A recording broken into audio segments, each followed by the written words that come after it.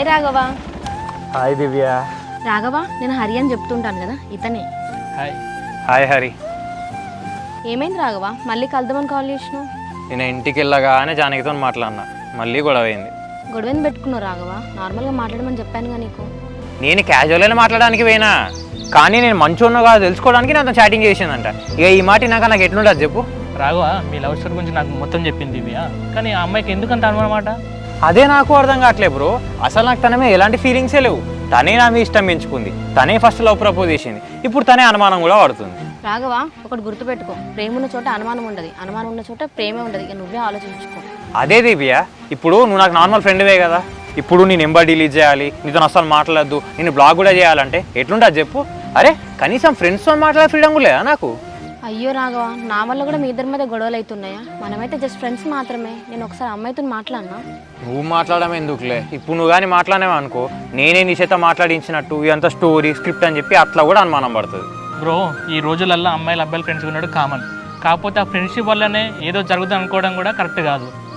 Bro, నాకు అదే ప్రశాంతత లేకుండా పోతుంది. మా లవ్ని వాళ్ళ బాగా చెప్పి కన్విన్స్ చేసుకుంటా అన్నది, ఇంతవరకు ఆ చెప్పింది అయితే లేదు. ఎక్కడ మా ప్రేమ మ్యాటర్ వాళ్ళ ఇంట్లో తెలిసి నేను బ్లేమ్ అవుతానని చెప్పేసి నాకు ఒకటే భయం అవుతుంది. బ్రో, ఒకసారి అమ్మాయితో అయితే మాట్లాడు, ఓకేనా? మీ ఇద్దరి మధ్య అండర్స్టాండింగ్ ఉంటే ఓకే, లేదంటే మాత్రం డ్రాప్గా బ్రో.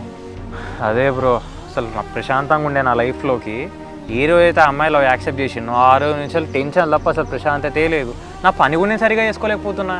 రాఘవ, నార్మల్గా ఏ అమ్మాయి అయినా ప్రేమించిన అబ్బాయి వేరే అమ్మాయితో మాట్లాడుతుందంటే కొంచెం జెలస్గానే ఫీల్ అవుతుంది.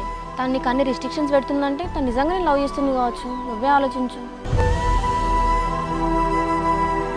ఆంటీ, జానకి చెప్పురా. ఆంటీ, రాఘవ ఫోన్ చేస్తే ఫోన్ లిఫ్ట్ చేస్తలేడు, ఇంట్లో ఉంటే ఒకసారి రమ్మన్నారా? రాఘవ ఇంట్లో లేదురా, ఎవరో ఫోన్ చేస్తే బయటికి వెళ్ళిండు. అవునా, మరి ఫోన్ ఎవరు చేశారో మీకు తెలుసా ఆంటీ? ఫోన్లా దివ్య అనుకుంటా మాట్లాడిండ్రా, దివ్యని కలవడానికే పోయినట్టున్నాడు. ఆహా, దివ్యని కలవడానికి పోయిందా? సరే ఆంటీ.